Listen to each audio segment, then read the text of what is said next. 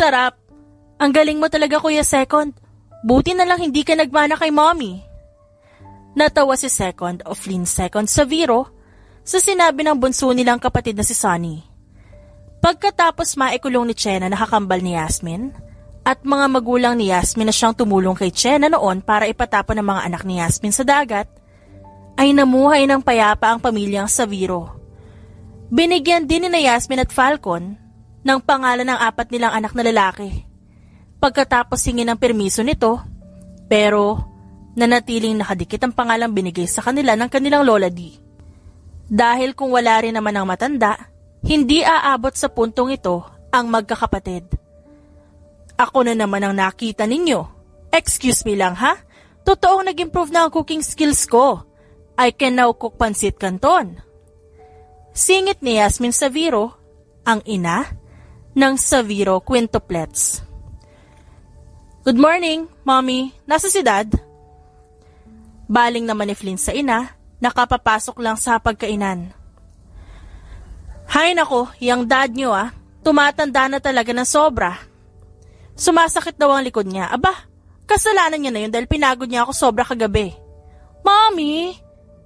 Nanlalaki ang mga matang putol ni Sunny kay Yasmin na siyang umisilang. What? Nagsasabi lang ako ng totoo. Kibit balikat ni Yasmin sa anak niyang napangiwi na lang.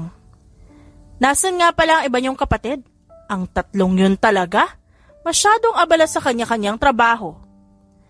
Dagdag ni Yasmin nang mapansin na wala pa ang 3 kapatid ni Sunny at Flynn. Bala ko kasing magpakasal na, Mommy. Hindi ba't gusto niyo na magkaapo ni Dad? Tanong ng kapapasok lang na si Fort. May pilyong ngiti sa labi ni Fort o Orion Fort Saviro na siyang nakapagbigay liwanag sa katauhan nito. Apo raw? Paano mo bibigyan ng apo si na Mommy at Daddy? Hindi naman nanganganak yung laptop mo, Kuya. Pambabaran ni Sunny sa kapatid na siyang natigilan. Napahalakhak si Yasmin sa sinabi ni Sunny at napatangu-tango. Tama si Sunny Orion. Kung umaalis ka lang sana sa harap ng laptop mo, sana noon mo pa ako nabigyan ng apo. Aba, 25 na kayong lahat pero ni isa sa inyo walang nobya o nobyo? Paano na lang kami ng dad nyo? Ang tanda-tanda na namin. Yung mga amiga at amigo namin. May mga apo na pero kami wala pa rin. Napangiwi ang 3 dahil nagsimula na namang umiyak ng peke si Yasmin. Nagtinginan pa sina Sunny, Flynn at Orion para magsisihan. Anong gulo na naman to? Tanong ng kapapasok lang na si First o Theodore First Saviro. Seryoso ang buong mukha nito ngunit kahit ganoon, nanatiling mabait ang titig ni Theodore sa paligid. Gusto na ni Ma'am ng apo, Kuya. Ikaw na lang mag-volunteer. Humanap ka po ng may anak na babae tas jowain mo, Kuya. Instant apo na yon. Sunod-sunod na sagot ni Sunny. Anong kabaliwan na naman yan? Mommy, sabi ko naman sa inyo uminom ka ng gamot, diba? Ayan tuloy. Kami na naman magkakapatid ang pinagdidiskitahan mo. Singit ni Third o Atlas, Third Saviro, na siyang napailing-iling. How dare you all? Pabirong sigaw ni Yasmin at nasapu ang kanyang dibdib. Hindi na niyo ba kami mahal ng dad niyo? Hindi niyo ba gustong mahawakan namin ang mga anak niyo? Ayaw ba ninyo makita namin ang mga taong makakatuluyan niyo? I dream of that day. You know, gusto ko na ng mga apo. Bigyan niyo na kami. Dagdag pa ni Yasmin at tinignan isa-isa ang mga anak na siya may kanya-kanyang reaksyon. Si Sunny, napangiwi. Si Theodore, wala man lang kari-a reaksyon sa muka. Si Atlas, nagtaas lang ng kilay sa ina. Si Flynn, kumurap-kurap lang habang si Orion, ngumiti lang ng bahagya bago nag-iwas ng tingin. Isusumbong ko talaga kayo sa dad nyo. Sasabihin ko sa kanya na hindi nyo na kami mahal dalawa, kaya ayaw nyo kami bigyan ng apo. Ang tanda-tanda ko na eh. Wala na nga akong apo, wala pa akong manugang. Ano na lang ang silbi ko sa buhay? Patuloy na maktol ni Yasmin. Nasa ganoong sitwasyon si Yasmin na makaramdam siya ng halik sa pisngi. Nang lingunin ni Yasmin ang taong yun, bumungad sa kanya ang asawang si Falcon. "Good morning, love. Bakit nakasimangot ang ganda kong yan?" Marahang tanong ni Falcon. Nagkatinginan ng 5 magkakapatid. Kanya-kanya silang nagsiupo para takasan ang kanilang ina. Dahil gusto atang pumasok ito sa pag-aartista. "Ay nako, yung mga anak mo kasi eh. Kanina ko pa sila sinasabihan pero ini-ignore nila ako. I'm really hurt, Falcon. Hindi na tayo mahal ng mga anak natin." "Hala, Dad, maling information yung sinasabi ni Mami ah. Sinagot kaya namin siya. Sabi namin, di pa kami handang magbigay ng apo. Ang hirap kaya maghanap na maayos na lalaki at babae na katulad yung dalawa. Paano kapag napunta kami sa taong sasaktan lang kami? Paniguradong masasaktan din kayo." Singit agad ni Sunny na napatayo pa. Dahan-dahan namang hinila ni Atlas ang bunso nilang kapatid paupo ulit. Marahang natawa si Falcon. Sa huli, inakay niya ang asawa paupo. "Huwag mo na silang pilitin, love." "But I'm old na. Ang tanda-tanda na nating dalawa." Putol ni Yasmin kay Falcon. "Sino nagsabing matanda na tayo? Ang ganda-ganda kaya ng asawa ko. Hindi ka pa matanda, okay? Ang bata-bata mo pa kaya." Mabilis nang umiti si Sunny at napatayo pa habang tumatango-tango. "Tama si Daddy, Mommy. Alam mo ba, na nung nag-aral ako sa college, tinanong ako ng mga kaklase ko kung kapatid daw ba kita. Kahit ngayon na gumagala tayo sa mall dalawa, napagkakamalan ka pa rin kapatid ko, Mommy. Kaya huwag kang mag-alala, hindi ka pa matanda, Mommy. Ang ganda-ganda kaya ng Mommy namin na yan. Right, kuyas?" Baling ni Sunny sa mga kapatid na kinakurap-kurapan ng mata para magbigay ng signal. Agad yung nakuha ni Orion na siyang umisi. "Tama si Sunny, Mommy. You are very gorgeous. Kahit ako. Kundi lang kabilang sa pamilya natin, baka napagkamalan ka na rin kaedad ko lang. Sabihin mo na sa akin, Mommy, kung may aaway man sa'yo. I'll protect you. Kahit sino pa sila, hindi ko palalampasin kung sasaktan nila ang damdamin mo." Sabi naman ni Theodore. "Akong bahala sa pagpapagaling sa sasaktan ni Theodore. At ayoko namang may mapatay ang pamilya natin." Singit ni Atlas. Kumunot ang noo ni Flynn sa lahat ng narinig niya. Bakit nila tinatawag na bata si Mommy e matanda na siya? Nakalimutan na ata ng mga kapatid ko. Ang edad ni Mommy, I need to remind them. Turan ni Flynn sa sarili niya. Sa tingin ko, up! Nanlaki ang mga mata ni Flynn nang tabunan ni Orion ang bibig niya. Kumain na tayo! Masasarap lahat ng luto ni Flynn, panigurado mabubusog tayo ng sobra. Saad ni Orion na siyang alam na alam ang sasabihin ni Flynn sa lahat. Ito na, Alice. Balik ka kapag naubos na para madagdagan ko. Inabot ni Aling Bebang ang isang may kalakihang Tupperware. May laman yung banana cue na palaging binibenta ni Alice Garcia sa mga taong nadadaanan niya kapag naglalako. Si Aling Bebang ang kumupkup kay Alice simula nang mamatay ang mga magulang ni Alice nung 10 taong gulang pa lang siya. Sureness, Manang. Hintayin mo lang ako ng 30 minutes at babalik ako agad. Alam mo naman itong tindera mo, hindi lang mga bumibili ang nahahakot. Bibong sagot ni Alice habang may ngiti sa kanyang labi. Hay nako, Alice Garcia. Tigilan mo yung kakaakit mo sa mga customer natin. Baka matauhan ng mga yan bigla. O hindi kaya baka bigla nilang isipin na nilalagyan mo ng gayumang banana cue natin. Kaya sila ulol na ulol sa'yo. Naiiling na sabi ni Manang Bebang na siyang ikinasimangot ni Alice. Grabe ka sa akin, Manang. Sa ganda kong to, hindi ko na kailangan lagyan ng gayuma yan. Tsaka masarap yung banana cue mo. Makita lang nila ako sapat na. Paniguradong maglalaway sila ng sobra kapag nasilayan nila ang maganda kong pagmumuka. Puno ng kumpiyansang sagot ni Alice kay Aling Bebang. Kung totoo man yan sana, nakahanap ka na ng lalaking mapapakasalan, hindi ba? Ano na bang edad mo ngayon? 23, pero wala ka pa ring nobyo. Naku, Alice, wag mo akong utuin.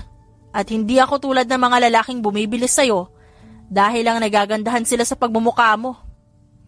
Hindi ko pa ho kasi nahahanap yung Prince Charming ko, Manang. Siyempre, marami sa kanila ang gusto ako maging nobya, pero hindi kasi sila pasado sa standards ko. Alam mo naman, pang prinsipe standards ko, Manang. Kaya, siyempre, kailangan ko silang tanggihan. Don't you worry, Manang. Bibigyan kita ng apo bago ka malagutan ng hininga. Ngiting-ngiti na sabi ni Alice na siyang dahilan para mapaubos si Aling Bebang sa sobrang gulat. Natawa si Alice ng malakas pagkatapos sampasin ni Manang Bebang ang braso niya. Ikaw talagang bata ka. Alam mong matanda na ako pero nakukuha mo pa akong gulatin ng sobra. Aba ay, ni hindi kang makahanap ng lalaking pasok sa standards mo, bibigyan mo pa ako ng apo. Huwag ako, Alice. Magtinda ka na lang ng banana Q at baka mapalo kitang bata ka. Nanggigigil na tura ni Aling Bebang. Napalo mo na kaya ako? Maktol ni Alice at nahaplos ang braso niya.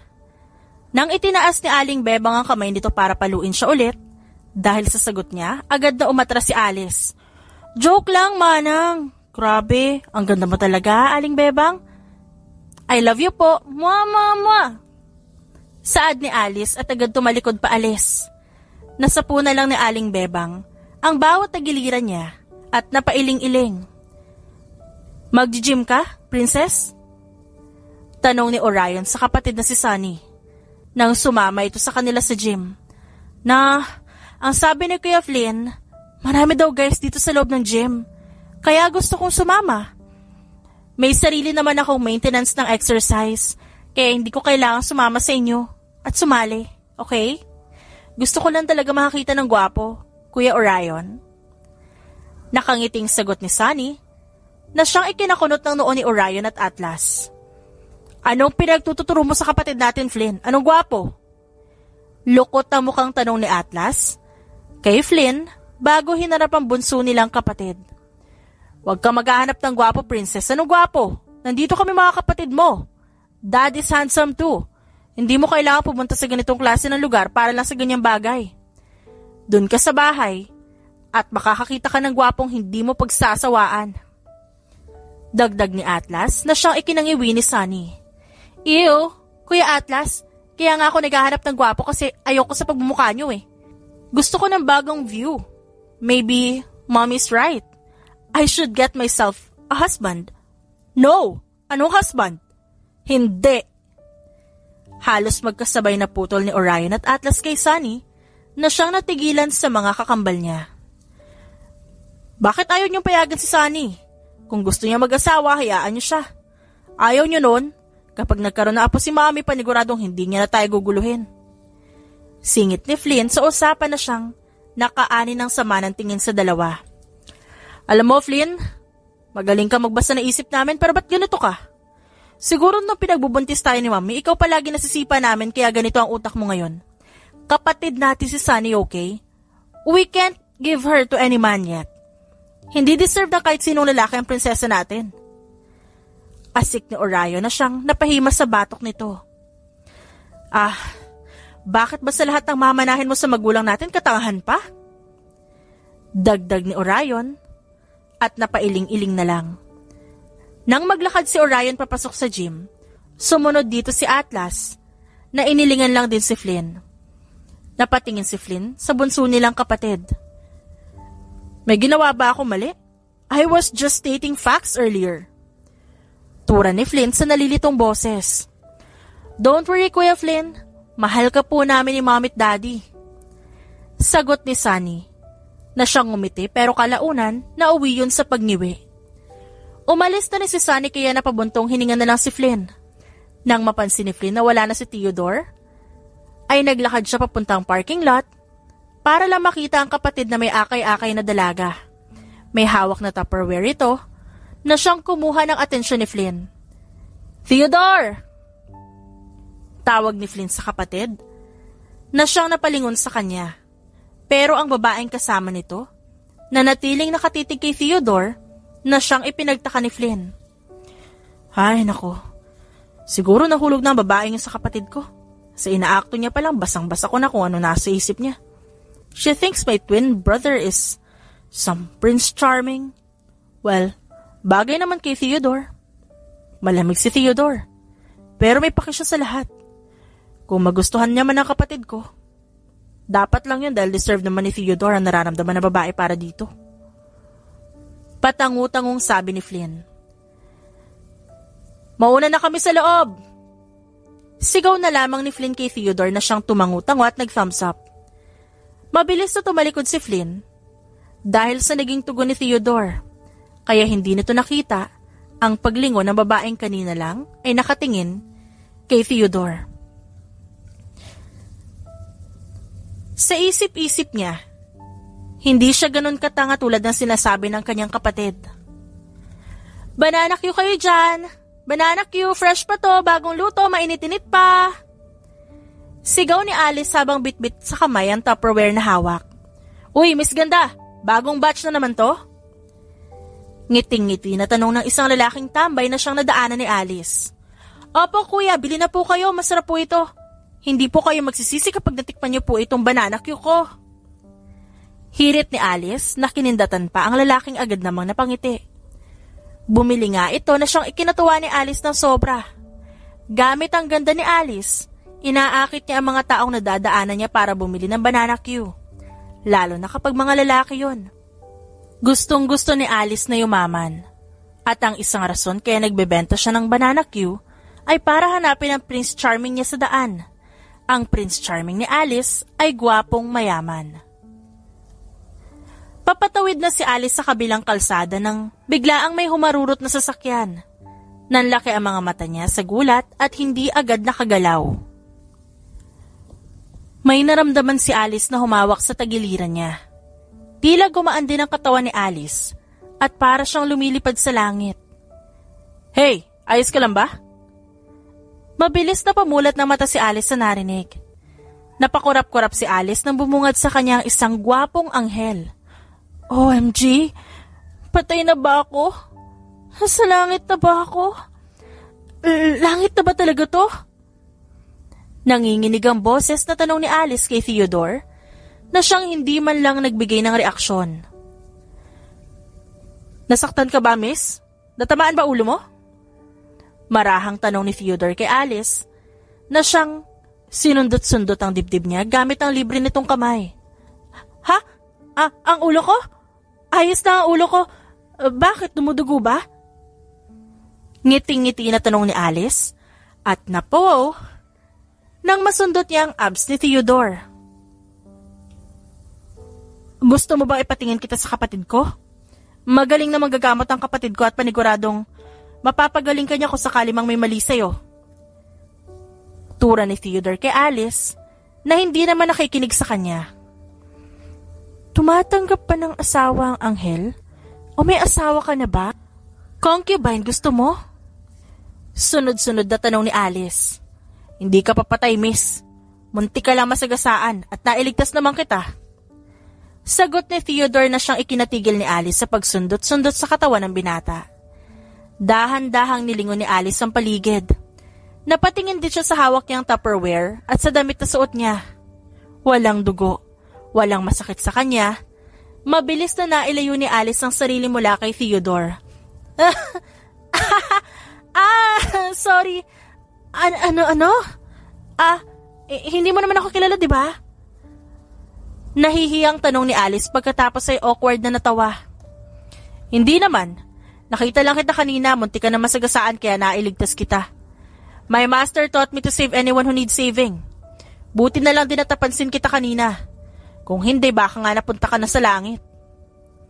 Sagot ni Theodore na siyang ikinalunok ni Alice. Nakamot naman ni Alice ang batok niya at napakagat labi. Shit, ang sarap pa naman haplusin ang katawan niya. Akala ko anghel eh. Malay ko hindi naman pala ako namatay. Maktol niya sa sarili at kulang na lang umiyak siya sa mismong harapan ni Theodore. Thank you. Hindi ko kasi napansin yung sasakyan kanina. Akala ko walang dadaan. Dito kasi sa gym na ito nagbebenta ako madalas ng banana Q kaya tumawid ako. Marami kasing tambay minsan dito sa labas. Sa loob din kaya gusto kong magbenta. Kahit na alam kong hindi dapat ako nagbebenta sa kanila ng matatamis. Mag-iingat ka na lang sa susunod. Tumingin ka sa dinadaanan mo at baka may mangyari sa iyong masama. Paalala ni Theodore na siyang nakapagpangiti kay Alice. Ang sweet naman ng isang to. Gwapo pa. Nangingiting sabi ni Alice sa isipan niya. Theodore! Sigaw ni Flynn na nasa harap ng gym. Napalingon naman si Theodore doon pero ang tingin ni Alice nanatili lang sa lalaki. Oh, Theodore ang pangalan niya. Oh my God, ang gandang pangalan. Lalaking lalaki. Mauna na kami sa loob. Muling sigaw ni Flynn. Doon na napatingin si Alice sa lalaking sumisigaw pero nakatalikod na ito sa kanya. Kapatid mo, nag-gym kayo rito? Baling ni Alice kay Theodore pagkatapos ng nasaksihan niya. Yeah, my brother owns that gym. Dito kami palagi nag-gym magkakapatid at yun ang isa sa mga kapatid ko. He is a chef. Sagot ni Theodore na baka sa boses ang pagka-proud para sa kanyang kapatid. Mas lalong lumalim ang paghanga ni Alice kay Theodore. Tila kumikinang na ang binata sa mga mata niya. May girlfriend ka ba? Asawa? Gusto mo ng volunteer? I volunteer as a tribute. Mahinang tanong ni Alice kay Theodore na siyang napakurap-kurap sa narinig. Ito ang unang beses na may nagtanong kay Theodore ng ganitong klaseng tanong. Not really my priority. Mas gusto kong samahan muna ang mga kapatid ko. Sagot ni Theodore na siyang ikinanguso ni Alice pero ginanahan din si Alice sa kalaunan. Di bibigyan kita na rason para piliin mo ako. Aakiting kita. Ikaw ang perfect candidate para maging Prince Charming ko. Matalino, gwapo, mabait at mayaman. Abot na abot mo ang standards ko. Ngiting-ngiti na sabi ni Alice sa sarili at agad na nagkaroon ng plano sa isipan para maangkin si Theodore first sa Vero. Anong kabaliwan na naman tong gagawin mo, Alice Garcia? Taas kilay na tanong ni Manang Bebang kay Alice na may suot-suot na halter top dress. Nakaitim na boots pa ito. Malawak ang ngiti ni Alice nang harapin si Aling Bebang. Isang linggo na ang nakalipas simula nang makilala ni Alice si Theodore. Ni-research niya ang buhay ng lalaki. At dahil mayaman ang lalaki, kilala ito halos ng lahat. Kaya hindi naging mahirap kay Alice ang alamin kung saan to pumupunta palagi. Sabi ko naman sa iyo, Manang, nabibigyan kita ng apo, di ba? Well, Manang, ito na ang tamang oras. Nahanap ko na ang Prince Charming ko. At ngayong gabi, iuuwi ko siya dito sa atin. Ngiting-ngiti na sabi ni Alice at nag-apply ng pulang lipstick sa labi niya. Pinaglololoko mo ba akong bata ka? Anong balak mo, ha? Wala akong balak sunduin ka sa kulungan kung sakali mang may gagawin kang masama sa kapwa mo tao. Angil ni Aling Bebang kay Alice na siyang napanguso naman. Ang sama mo sa akin. Wala naman akong gagawing masama eh. Kapag nakita ko ng Prince Charming ko, for sure papayag agad siya na gawin yung gusto kong gawin naming dalawa. Humagikik pa si Alice na siyang ikinangiwi ni Aling Bebang. Ewan ko sa'yo, bata ka. Basta kapag nahuli ka, itatanggi kita agad. Pati mga kapitbahay natin sasabihan ko ng hindi kami masali dyan sa kalokohan mong naiisip. Ngumisi si Alice. Kaya love na love kita, Aling Bebang eh. Promise, hindi ako makukulong. Sa bisig niya siguro pwede pa. Pagkatapos ng sinabi ni Alice, hinagka niya sa pisngi si Aling Bebang na muntik siyang mahampas kung hindi lang siya lumayo agad habang natatawa. Kuya, isama mo na kasi ako. Saad ni Sunny habang nakakapit sa braso ni Flynn. Kausapin mo muna si Orion at Atlas. Kapag di ka nila pinayagan, di kita pwedeng dalhin. Tura ni Flynn na siyang ikinasimangot ni Sunny. Pero gusto kong sumama. Ano to ha? Kaya ko mag-party mag-isa, okay? I even hosted a party before. Kaya ba't ayaw niyo ako isama? May pinaplano kayo, no? Asik ni Sunny at nilingon ng mga kakambal niya na sina Orion at Atlas. Alam naming maghahanap ka lang ng gwapo doon. You hosted parties before, yes. But your guests were all women. Di ka pwedeng pumunta sa bar na pupuntahan namin. Mommy, si Kuya Orion no, ayaw akong isama. Sigaw ni Sunny na siyang ikinalaki ng mga mata ni Orion na naputo ng ibang sasabihin. Excuse me? Hindi lang ako umangala, si Atlas din. Depensa ni Orion na tinulak si Atlas. Anong ako? Gago ka ba? Ikaw yung nagsalita, hindi ako. Parehas ng laki ang mga mata ng dalawa nang lumabas mula sa kusina si Yasmin at Falcon. Gabi na, ba't nagsisigawan na naman kayo? Si Kuya Orion at Kuya Atlas, Mommy. Gusto ko sumama sa bar pero ayaw nila ko payagan. I'm not young anymore. Saka andyan naman sila Kuya Flynn. Hindi naman ako mapapahama kasi kasama rin namin si Kuya Theodore. Sagot ni Sunny na matalim agad ang tingin kay Orion at Atlas. Maghahanap lang yan na gwapo dun, Mommy. Bata-bata mo pa, tas haharot ka na.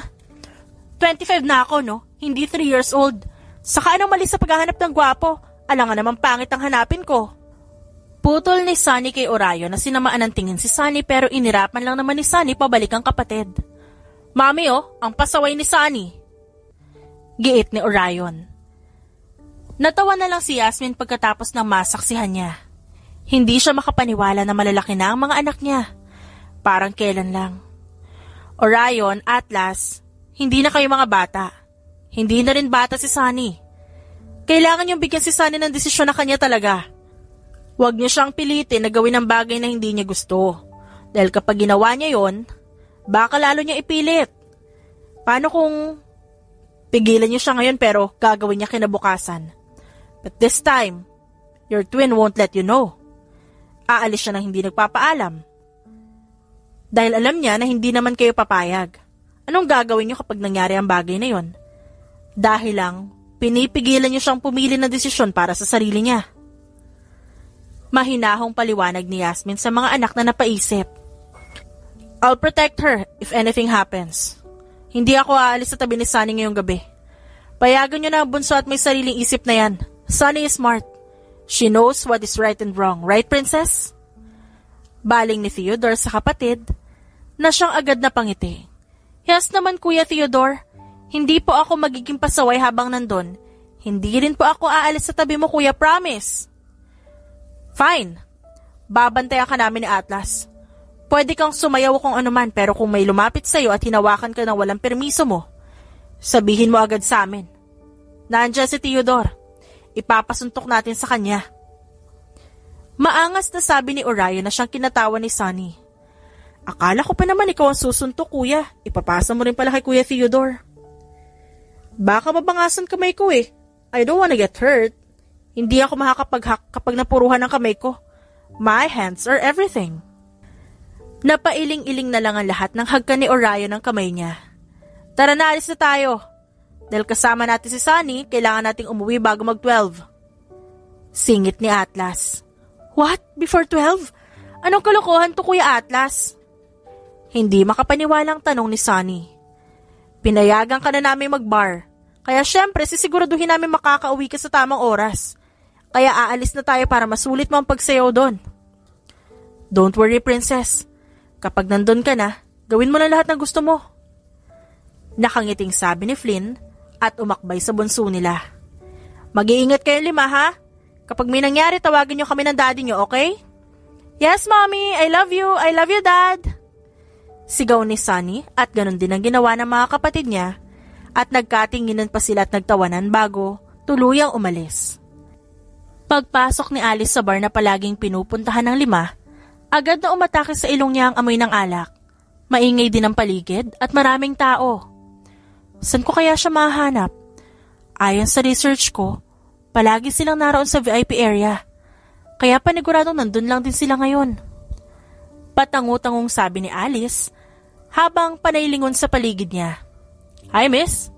Looking for a hookup? Nakangising tanong ng lalaki na nadaanan ni Alice. Nakangiwing ngumiti si Alice sabay iling-iling ng kanyang ulo.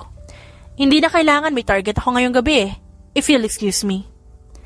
Sagot ni Alice sa takmang lalampasan na hulihin ng lalaki ang kanyang braso. Target? Paano yan, miss? Ikaw ang target ko ngayong gabi. Anang lalaki na siyang ikinabuntong hininga ni Alice.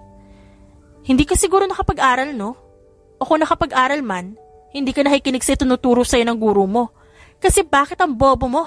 Never heard of a woman rejecting you? Ito ba ang una, kaya hindi mo ako kayang bitawan? O bobo ka lang talaga para maintindihan ang gusto ko iparating? Malditang tanong ni Alice sa lalaki na siyang imbis magalit, ngumisi pa lalo. Feisty. Gusto ko ng babaeng tulad mo. Yung tipong palaban. Ganon. Magugustuhan pa rin kaya nito kapag sinipa ko yung gitna niya, yung tinatago niyang birdie? Inis at hangising tanong ni Alice sa sarili at akmang itataas ang kanyang paa nang may umakbay sa kanya bigla. May problema ba? Mabilis na nagangat ng tingin si Alice sa taong nagsalita. At gano'n na lang ang pamimilog ng kanyang bibig pagkatapos niyang makita si Theodore. Wala. Sa Vero na naman. Kakainis. Saad ng lalaking pumipilit kay Alice bago ito nagbadaling tumalikod. Di mo dapat ginawa ang balak mo. Kung tuluyan mo siyang nasipay, mas magagalit lang yun sa'yo. Kung di ako dumating, baka nasaktan ka na rin niya. Tura ni Flynn na siyang mahinahon pa ring pinapagalitan nito si Alice. Ba't niya nalaman na balak kong sipain ng lalaking yun? Hindi ko naman naitaas ang pako nang dumating siya. Litong tanong ni Alice sa sarili. Nababasa ko ang isip mo kung yun ang gusto mong malaman. Hindi mo nga naitaas paa mo nang dumating ako. Pero kaya kong malaman ang iniisip mo base sa ekspresyon ng mukha mo, sa paghinga mo, sa bawat galaw ng katawan mo. At kahit pagtingin mo sa harap ko, alam ko na agad kung anong iniisip mo. Sagot ni Flynn kay Alice na siyang napasinghap. Wow, ang galing mo! Ngiti-ngiti na sabi ni Alice at tinapik ang braso ni Flynn. Hinahanap mo ba si... Oo, kanina pa kita hinahanap. Hindi ko pa naipapakilala yung sarili ko sa iyo eh. Kahapon, ako nga pala si Alice Garcia. Buti na lang dumating ka. Hindi na kita kailangan pang hanapin. First time ko sa ganitong lugar kaya pwede bang samahan mo ako uminom? Sumayaw din tayo mamaya. Pero hindi kasi ako Huwag ka na mahiya sa akin. Samahan mo na lang ako uminom. Wala na ako mahihiling pa. Yun lang, promise. Hindi na naman natapos ni Flynn ang sasabihin niya dahil sa pagputol ni Alice sa kanya. Nang hinila si Flynn ni Alice, mas lalo lamang siyang nawalan ng dahilan para magsalita. Ang sarap ng inumin dito, ang tamis-tamis. Nag-aalalang napatingin si Flynn kay Alice na ilang inumin na ang nalalaklak. Kahit matatamis sa mga iniinom, may tama pa rin yun sa babae, lalo na kapag naparami. Lasing ka na ata. Mahina ba tolerance mo sa inumin? Tumigil ka na kaya sa pag-inom? Baka hindi ka makauwi kapag nasobrahan ka. Turan ni Flynn at inagaw ang baso mula kay Alice nang biglang ilapit ang dalaga ang mukha nito kay Flynn. Mabilis ng laki ang mga mata ni Flynn at nabitawan niya pa ang baso, dahilan para mahulog yun at matumba. Ang gwapo-gwapo mo talaga. Akala ko anghel ka eh. Pero siguro anghel ka talaga kasi dadalhin mo ako sa langit mamaya. Humagikik si Alice habang namula naman ang buong mukha ni Flynn sa sobrang hiya nang mabasa ko anong iniisip ni Alice. What are you thinking? Hindi ako si Theodore, okay? Hindi mo dapat sinasabi ang ganyang bagay sa lalaki na hindi mo naman gusto. Angil ni Flynn at nahilamos ang buong mukha sa sobrang hiya. Uy, nagbablush siya. Crush mo rin ako, no? Crush niya ako. Lasing na pangaasar ni Alice kay Flynn na siyang hindi na alam ko anong gagawin sa dalaga. Akmang magsasalita pa si Flynn nang biglang magreklamo si Alice. Nang tignan ni Flynn ang dalaga, nabasa na ito ng iniinom nito kanina na nabitawan ni Flynn. Mabilis pinatayo ni Flynn si Alice at inalalayan nito para umakyat sa taas kung saan naroon ang iilang kwarto sa bar. Dito ka muna sa kwarto ha, hanapin ko kapatid ko. Manghihiram muna ako ng damit para sa'yo. Uy! Itigil mo yan! Natatarantang sigaw ni Flynn nang magsimulang maghubad si Alice sa mismong harap niya. Naisarado ni Flynn ang pinto ng kwarto bago nagmamadaling nilapitan si Alice para isuot dito ang damit pero hinihila lang yun ang dalaga pababa. I want you. Hindi nga ako si Theodore. Si Flynn ako, okay? Magkapareho lang kami na mukha pero may pagkakaiba pa rin sa amin. Naintindihan mo ba? Sunod-sunod, natanong ni Flynn kay Alice na wala nang naririnig. Kiss me, please. I demand a kiss. Lasing na sigaw ni Alice na siyang mas lalong nakapagpaluno kay Flynn. Ibibigay kita sa kapatid ko. Hindi ako si Theodore. Huwag ka maghuhubad sa harapan ko.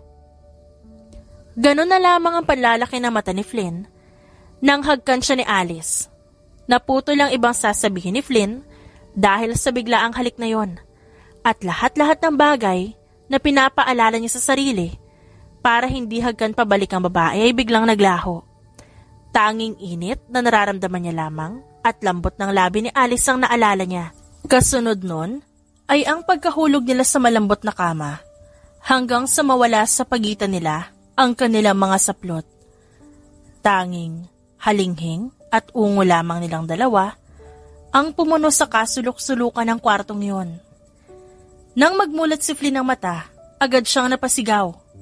Pagkatapos bumungad sa kanyang nakangiting mukha ni Alice. Aray! Daing ni Flynn ang mahulog siya mula sa kama. Ayos ka lang ba? Nag-aalalang tanong ni Alice kay Flynn na siyang napapikit habang hawak-hawak ang pang-upo nito.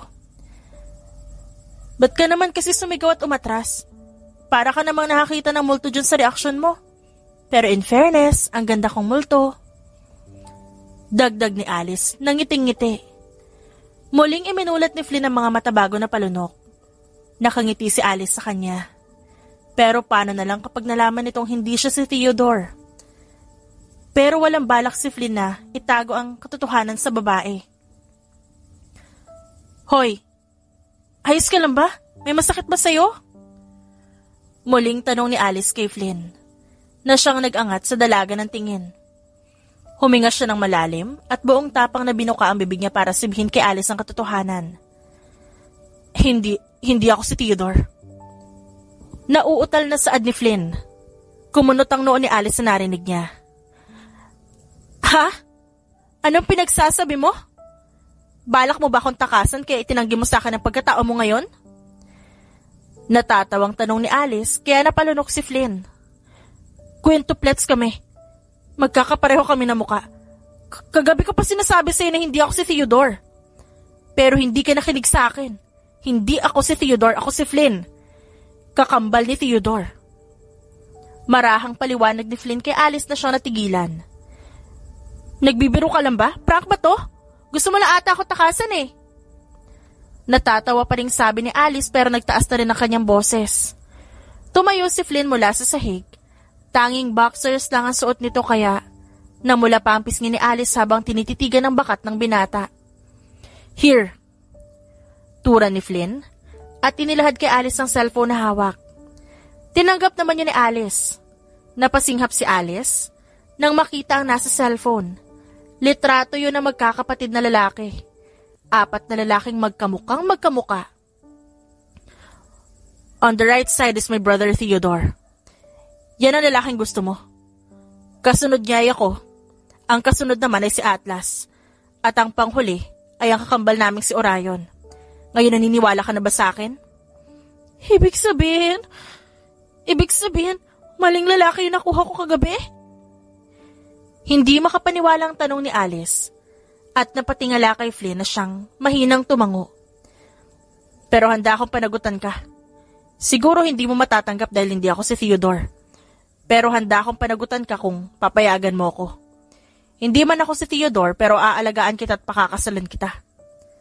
Sunod-sunod na sabi ni Flynn na siyang ikinagulat ni Alice, kasabay ng malakas na pagtibok ng puso niya. Bakit ganito? Hindi siya si Theodore. Hindi siya ang lalaking gusto kong akitin pero bakit ganito tumibok ang puso ko? Ba't parang ang saya-saya ko sa lahat ng sinabi niya? Kahit hindi naman siya si Theodore na bala ko akitin. Takang-taka na tanong ni Alice sa sarili. Alice. Muling tawag ni Flynn kay Alice na siyang napakurap-kurap. Napabuntong hininga si Flynn. Kinuha niya ang calling card at isang black credit card. Ito ang calling card ko. Alam kong hindi mo matanggap ang nangyari pero wag mong kalimutan ang sinabi ko. Ito naman ang black credit card ko. I don't have any cash with me at baka hindi rin sumapat sa iyo ang pera kaya ito na lang dalhin mo. I'll tell the bank in advance para magkaroon ka ng access sa pera ko. Paliwanag ni Flynn at inilagay yun sa kama. Tawagan mo ako kapag nakagawa ka na ng desisyon.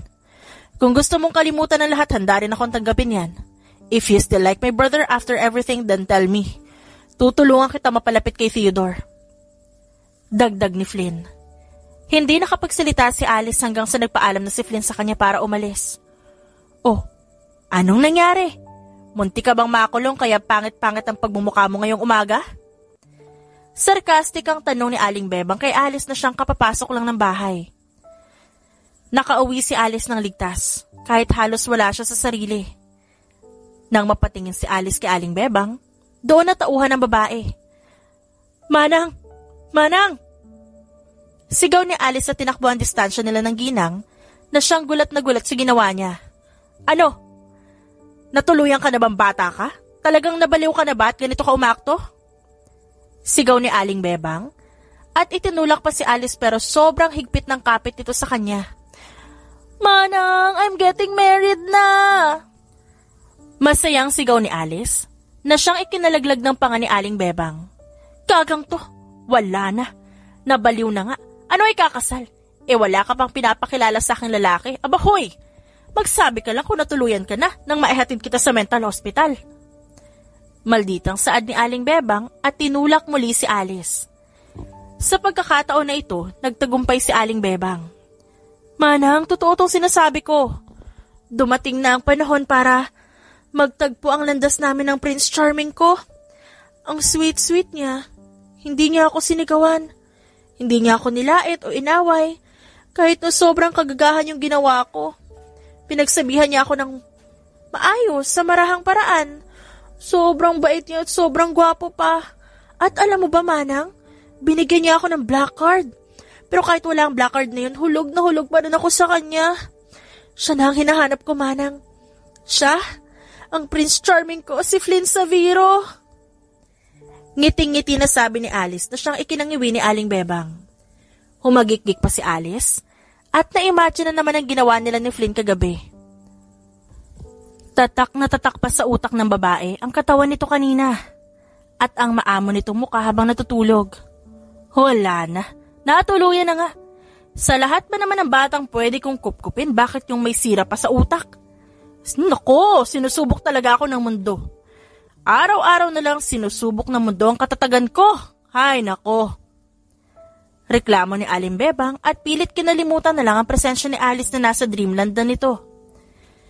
Ito siya, Manang, oh. Pogi-pogi, di ba? Pagmamalaki ni Alice habang pinapakita kay Manang ang litrato ni Flynn. Sigurado si Alice na si Flynn yon.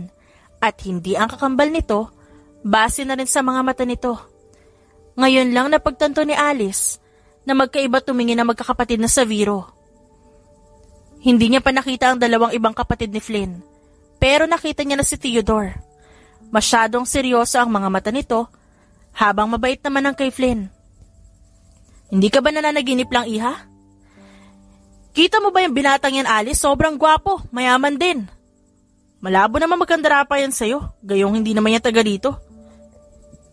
Paniguradong nadisgrasya ka lang kagabi at naalog yung utak mo. Kaya kung ano-ano na yung sinasabi mo. Totoo nga kasi, Manang. Warak na nga ako eh. Warak na warak sa sarap kagabi. Ay ko, Manang naman. Ano ba? Reklamo ni Alice nang hampasin siya ng ginang.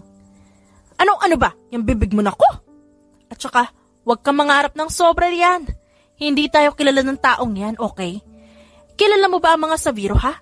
Sila lang naman nagmamay-ari nitong lupang tinitirahan natin, aba. Di kung totoong ikakasal ka sa anak ng mga Saviro, siguro, nagligtas ka ng isang planeta sa nakaraan mong buhay, kaya sobrang biyaya itong binibigay sa'yo. Pero dahil kilala ko yung ugali mo, ay nako, malabong mangyari itong pinagsasabi ko. Baka nga ikaw pa ang dahilan, kaya kailangang iligtas ang mundo. Grabe, Manang, ang harsh mo talaga sa akin. Kapag talaga iniharap ko sa'yo si Flynn, mapapashut up ka na lang talaga. Ihuhuyo rin kita. Aba, ayaw mo maniwala sa akin? Di wag. Malditang sagot ni Alice at nilayasan si Aling Bebang na napapailing-iling. Isang araw ding nagpahinga si Alice. Dahil kahit isang gabi lang may nangyari sa kanilang dalawa ni Flynn, sumakit pa rin ang katawan niya. Hindi makapaniwala si Alice na kahit maling lalaki ang nakuha niya, masaya pa rin siya. Lalo na dahil alam niyang sa pagkakataong ito na si Flynn talaga ang gusto niya. May I help you, ma'am? Marahang tanong ng isang sales lady sa labas ng isang kilalang clothing boutique. Napakurap-kurap si Alice at napatingin sa loob. Ma'am?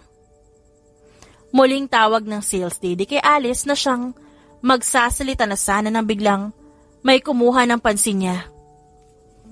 Wait lang ate pasok na lang ako. Mahinang sabi ni Alice sa sales lady at nilampasan ito para pumasok sa loob ng clothing boutique. This looks good on you, princess. Ito na lang suotin mo. Turan ni Flynn sa babaeng kasama nito. Sumikip ang dibdib ni Alice habang tinitignan ng mga ito. Maganda ang babaeng kasama ni Flynn. Sigurado si Alice na si Flynn yon dahil sa mga mata nito. Buti ka pa, Kuya Flynn. Kuya Orion and Kuya Atlas are both annoying. Pinipigilan nila ako magsuot ng mga damit na gusto ko. Their taste and clothes were old-fashioned. Buti pa kayo ni Kuya Theodore, hindi ako pinipigilan. Maktol ni Sunny sa kapatid habang natigilan naman si Alice sa narinig niya. Kuya, hindi ba quintuplet sila? 4 na lalaki lang. Yung nabanggit sa akin ni Flynn. Pero 5 is quintuplets. Hindi kaya itong babaeng to ang pang-5 sa kanila?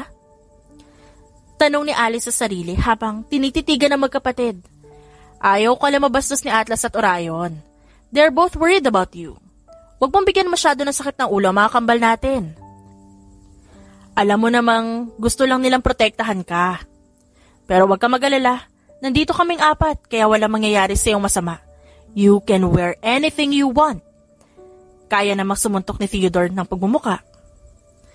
Nakangiting sabi ni Flynn, kaya napatawa si Sunny. Hay naku kuya, akala ko talaga ikaw susuntok. Kay Kuya Theodore mo naman pala ipapasa. Para ka lang sila Kuya Orion eh. Ikaw talaga? Saad ni Sunny sa natatawang boses. Hindi rin pwedeng masaktan ang kamay ko. Ang kaya ko lang gawin ay pagluto kayo. Fighting is not my thing. Sagot ni Flynn. Wala sa sariling nakahinga si Alice ng matiwasay dahil sa narinig niya. Muntik na ako mag-overthink to na. Akala ko talaga masasaktan na ako, buti na lang. Kapatid niya lang pala ang kasama niya. Turan ni Alice sa isipan niya at akmang tatalikod na nang mapansin ni Flynn ang presensya niya. Alice? Tawag ni Flynn kay Alice na siyang natigilan. Alice! Muling tawag ni Flynn na bakas sa boses ang sobrang pagkatuwa. Flynn! Hi! Andito ka pala. Sagot ni Alice nang lingunin niya ang binatang sa biro. Kuya, sino siya? Girlfriend mo? Nakangiting tanong ni Sunny.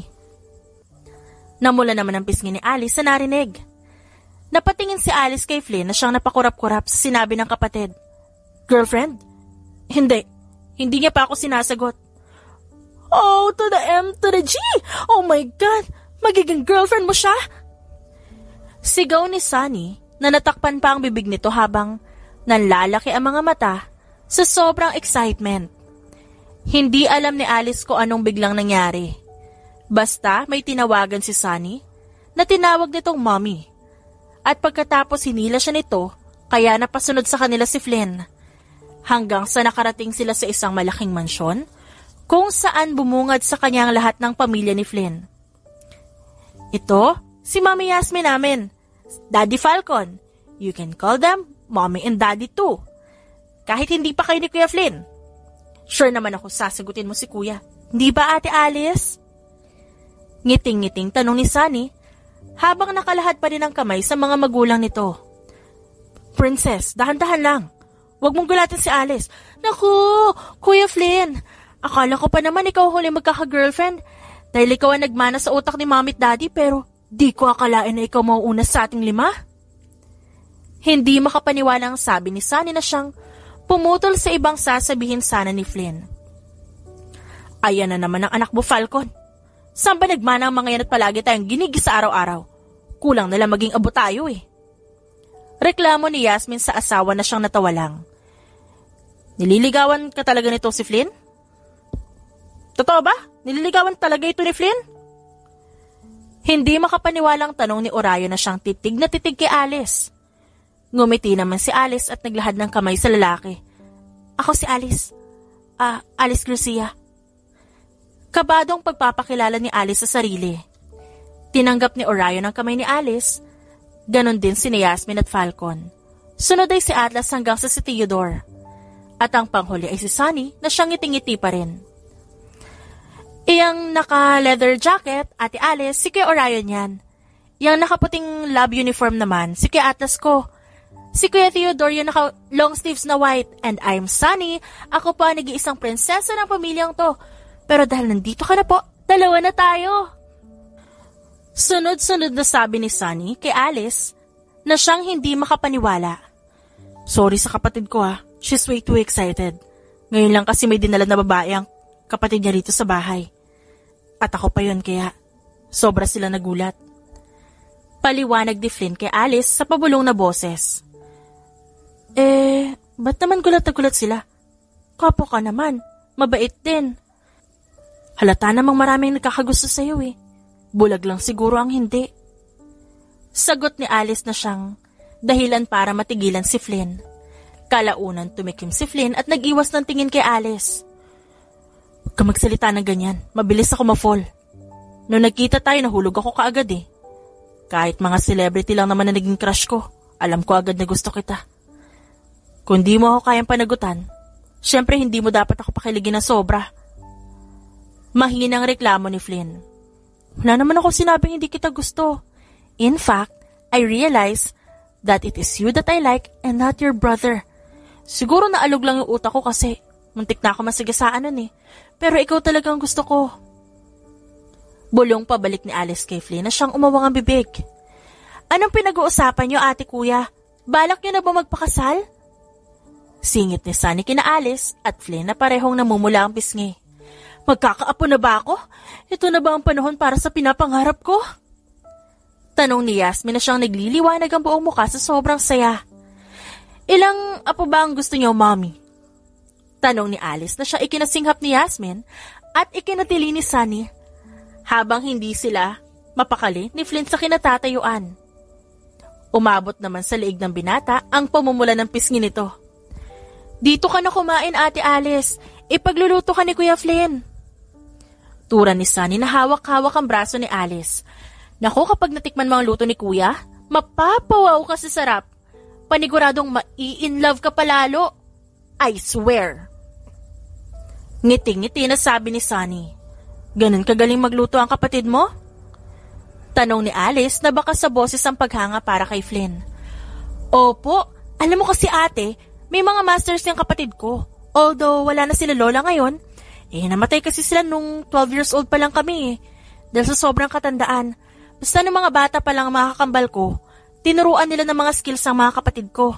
Si Kuya Orion, tinatawag na fourth. Siya ang magaling sa computer. Kaya niya mag-hack ng kahit ano. Si Kuya Atlas naman, si third. Siya ang magaling gumawa ng gamot at magamot ng kahit anong sakit. Ipinadala si Kuya Atlas sa Texas noong 15 pa lang siya at pinaaral doon. Advanced for med. Di ba ang galing? Sobrang talino ni Kuya Atlas na kaya niyang aralin yun sa loob ng 5 taon. Umuwi lang siya noong 18th birthday namin para mag-celebrate. At kapag may importanteng dates din tulad ng birthday ni Dad o holidays. Si Kuya Theodore naman, si first. Isa siyang taekwondo master. Siya palaging nagliligtas kapag may nagtatangka mabuli sa akin. Siya rin ang hindi pwedeng makidnap sa aming magkakapatid kasi baka yung kidnappers ang matali at hindi siya. Natawa si Sunny sa kwento nito na siyang ikinangiti rin ni Alice. Sa nakikita at naririnig ni Alice, sobrang lapit na magkakapatid sa isa't isa. Matatagang koleksyon ng mga ito na siyang ikinahanga niya. Ako naman lumaki kay Mommy at Alice. Fashionista ako. At sila kuya, ang mga gumagastos palagi ng damit ko for my OOTD. May mga investment naman ako, kaya meron akong kinikita every month. Minsan din, ini-invite ako na mag-model for runway sa ibang bansa o kaya dito sa Pilipinas. At dahil passion at hobby ko ang pagiging fashionista, tinatanggap ko. Habang si Kuya Flynn naman ang chef namin. Buti nga, hindi siya nagmana kay Mommy Si Mommy parang gustong manlason lagi. Kaya kung mag-offer man si Mommy sa'yo ng pagkain niluto niya, tumakbo ka agad Ate Alice ha. Isang lifesaver na advice itong binibigay ko sa'yo, kaya makinig kang mabuti. Tinapik pa ni Sunny ang balikat ni Alice na siyang naaaliw sa pamilyang Saviro.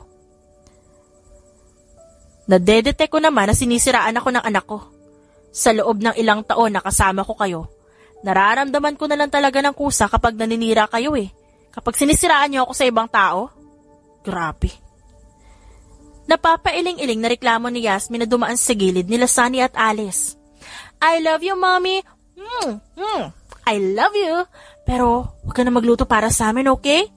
Kaya na namin gawin lahat. Kaya magsaya na lang po kayo ni Daddy. Ngiting-ngiting tugon pabalik ni Sunny sa ina na siyang pabirong umismid lang. So, chef si Flynn. Professional chef? Curious na tanong ni Alice kay Sunny na ibinalik din ang tingin sa kanya. Hindi ni-research ni Alice ang tungkol kay Flynn. Gusto niyang malaman ang mga bagay na yun galing mismo sa bibig ng lalaki o sa bibig ng mga taong nakakakilala talaga kay Flynn. Yes, ate. Alam mo ba? Sobrang galing magluto ni Kuya Flynn na noong 10 years old pa lang siya. Pinagluto siya ng First Lady ng President of Norway. Ngayon naman, hinire si Kuya ng Luxembourg para sa prinsipe ng mga ito na si Prince Felix. Si Prince Felix ang ikalawang anak na lalaki ni na Grand Duke Henry at Grand Duchess Maria Teresa. Hinire din si Kuya Flynn para sa birthday ni Princess Amalia of the Netherlands. Pag ganyan-ganyan lang yan si Kuya Flynn, pero mga bigati ng kliyente niyan kada taon, Ate Alice. Kaya paniguradong hindi ka magsisisi na siyang nagustuhan mo. Ngiting-ngiting sabi ni Sunny. Gulat naman ang buong pagkatao ni Alice na narinig niya. Kundi mga first lady o presidente, prinsesa at prinsipe naman na nakaharap nito. Naku, paano na lang ako? Taga-benta lang naman ako ng banana cue sa gilid-gilid. Parang sinampal ako ng kahirapan dito. May naipon naman akong pera. Pero paniguradong barya lang yun sa pamilyang Saviro. Nakangiwing tura ni Alice sa sarili. Sunny, gusto niyo ba ng katulong? Nagka-hire pa rin ba kayo? Wala sa sariling tanong ni Alice kay Sunny na siyang nagtaka. Di naman po namin kailangan masyado ng katulong. Pero kung nangangailangan po yung mag-a-apply, pwede naman po namin siyang bigyan ng trabaho. Bakit po, Ate Alice? Gusto ko sana mag-apply. Sagot ni Alice na siyang dahilan para mapakurap-kurap si Sunny. Ginulat mo ang kapatid ko dahil sa sinabi mo. Natatawang sabi ni Flynn habang binibigyan si Alice ng isang basong tubig. Aba, mutual lang kaming dalawa ha. Ginulat niya rin ako sa lahat ng sinabi niya. Pagkatapos kong marinig lahat ng yon, napapatanong na ako kung talaga bang nagligtas ako ng planeta sa nakaraang buhay ko para magustuhan mo. 5,000 to 10,000 lang ang naiipon ko per month. Pero yung sa inyo, hindi ko maatim kung magkano lahat. Baka mahimatay lang din ako kapag nalaman ko kung ilan ang kinikita nyo kada buwan. Hindi lang ako sinampal sa lahat ng narinig ko, no? Para na rin akong tinadyakan dun. Angil ni Alice na siyang ikinatawa ni Flynn. Nasa iyo naman ang black card ko, hindi ba? Pera mo rin yan. Alam kong certified manggagamit ako at makapalamuka. Pero hindi ko gagalawin ang pera mo, Flynn. Gusto kita, hindi dahil sa yaman na meron ka. Gusto kita dahil sa pagkataong meron ka. Dahil sa personalidad mo. At sa mismo ikaw na nasa harap ko. Seryosong sabi ni Alice. Akala ko nung una, mahihirapan ako na kilalanin ka. Dahil pare-pareho kayo na mukha ng mga kapatid mo. Pero ngayon ko lang napagtanto na kahit ilang kamukha mo pa ang iharap sa akin, mahikilala pa rin kita. Dahil hindi lang naman panlabas na anyo mo nakikita ko. I can't even see the things that you hide in your eyes. Kaya alam ko na hindi kita ipagkakamali bilang ibang tao. Dahil ikaw ang gusto ko. Ikaw lang. Dahil sa sinabi ni Alice, napangiti si Flynn. Kailangan mo talaga akong panagutan. Kapag hindi mo ako pinanagutan, baka umiyak ang pamilya ko. Nakangiting sabi ni Flynn, na baka sa boses ang pagbibiro. Ano ba ito nakuha ko? Package? Natatawang tanong ni Alice. Yep, Saviro package ang tawag dito. Saad ni Flynn. Ang laki ng mansyon na to. Talaga nga atang nagligtas ka ng planeta sa nakaraang buhay mo, Alice. Manghang sabi ni Aling Bebang na siyang ikinatawa ni Alice. Sabi ni Mami Yasmin at Daddy Falcon, Dito ka na rin titira, Aling Bebang. Hindi rin naman kita pwedeng iwan doon mag-isa sa bahay. Hindi mo na rin kailangan magtrabaho araw-araw para lang kumita. Dahil may ipon naman ako. Magtatrabaho rin ako para may maitulong sa mga sawiro, no? Marahang sabi ni Alice na siyang gumulat kay Aling Bebang. Pero nakakahiya. Ayos lang naman ako doon sa bahay. Natatarantang sabi ni Aling Bebang. Hi po, kayo po ang mommy ni Ate Alice? Bigla ay sumulpot si Sunny na sobrang lawak ng ngiti. Pinigilan ni Alice ang sarili na matawa, lalo na nang hilahin ni Sunny si Aling Bebang na wala nang nagawa. Huwag kang mag-alala, my sister will be able to convince your mother to stay here. Napalingon si Alice sa nagsalita at agad nakilala ang taong yon. Salamat, Theodore. Sorry nga pala nung hinarot kita, marot talaga ako eh. Sobrang pinasakit ko ang ulo ni Aling Bebang nun. Dahil kada uwi ko sa amin, may daladala akong bulaklak at tsokolate. Nung nakita kita, akala ko anghel ka tapos naging crush kita. Pero nung nakilala ko yung kapatid mo, naramdaman ko yung bagay na siyang hindi ko naramdaman nung kasama kita. The feeling of being home? The familiarity? Tanong pabalik ni Theodore na siyang ikinatangu-tango ni Alice. Naramdaman mo na rin? Wait, ang sabi mo nga pala wala kang priority na mag-girlfriend o asawa. Pero may nahanap ka na ba? Curious na tanong ni Alice. Napailing naman si Theodore. 3 months later, Kuya Orion, stop hacking my account. Ba't ba binablock mo yung mga guy friends ko? Angil ni Sunny umagang-umaga pa lang. Ayan na naman sila. Marahang bulong ni Alice na siyang nakasandal sa dibdib ng kanyang asawa na si Flynn. Nasa sala silang dalawa at naglalambingan pero nagulo agad yon dahil sa kambal na Saviro. May nabasa kami ni Atlas. May nanghingi raw sa'yo ng chance para makadate ka? Aba, kala mo ba hahayaan ka namin? Hindi. Sigaw ni Orion na ikinatili ni Sunny. Mabilis na kinuha ni Sunny ang tsinelas na suot-suot at hinabol ang kapatid nito. Napailing-iling na lang si Alice sa mga nagaganap sa harap niya. Tita Alice, hihiramin ko si Tito Flynn, luluto po kami food. Tura ni Ran na siyang sumulpot sa gilid ng sofa. Nasaan ba ang Daddy Theodore mo? Ako, nangiistorbo na naman siya sa amin ng Tito Flynn mo. Dapat kasi matuto na ang daddy mo magluto. Para maipagluto niya ang mami mo, okay? Marahang tanong ni Alice sa pamangkin. Ito ang anak ng napangasawa ni Theodore. Dahil may anak na ito sa kabataan, naging anak na rin ni Theodore ang anak ng babaeng napangasawa nito. Pero minahal ni Theodore ang mag-ina at tinanggap niya ng buong buo ang babae, pati ang anak nito, maging ng kanyang pamilya. Daddy only knows how to fight, Tita Alice. Baka kapag siya pinagluto mo sa kusina, masunog pati buong mansyon eh. Nasan ba ang daddy mo? Tanong ni Alice, at nang itinuro ni Ran ang kusina, nanlaki ang mga mata ni Alice. Mabilis tumayo si Alice sa sofa para mapaalis ang asawang si Flynn. Pinuntahan naman agad ni Flynn ang kapatid nito sa kusina na naghahasik ng lagim. Breakfast, everyone! Sigaw ni Sunny na nasa hapagkainan agad. Ang bango! Ang galing-galing talaga magluto ng asawa ko. Puri ni Alice kay Flynn na siyang inalalayan siya sa pag-upo. Magaling din ako magluto. Pero bakit di mo ako pinuri kahit minsan? Tanong ni Aling Bebang na nasa gilid ni Alice. Naku si Manang talaga, napakasilosa mo naman Manang. Mahal na mahal din kita, okay? Malambing na sabi ni Alice at hinagka ng pisngi nang kumupkop sa kanya. Anong gusto mong pagkain? Tanong ni Flynn kay Alice na siyang nagtuturo agad sa mga nakahandang pagkain. Habang abala si Flynn sa pagsandok ng kanin, inabot naman ni Alice ang baso at nilagyan ng tubig. Bago yun nilagay sa gilid ng pinggan ni Flynn. Salamat, wife. Marahang sabi ni Flynn na ikinangiti ni Alice. You're welcome, mahal. I love you. Sagot ni Alice at hinagka ng labi ni Flynn. Mahal kita, wife.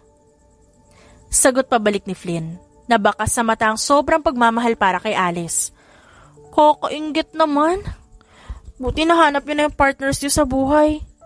Pero wala pa rin ang akin. I want mine too. Sigaw bigla ni Sunny, na nakatingin kina Flynn at Alice. Pwede naman, Sunny, kapag naitawid mo ng Great Wall of China.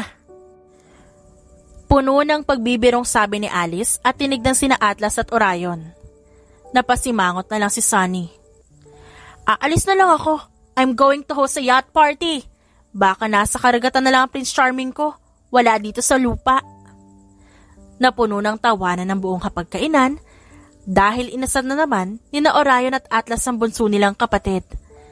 Nagkatingin na naman sina Flynn at Alice na punong-puno ng pagmamahal para sa isa't isa. Para kay Alice, masaya siya at napakaswerte niya dahil sa wakas, natagpuan niya ng Prince Charming niya. At alam niya ng pakiramdam na magkaroon ng happy ever after na samahan. The end.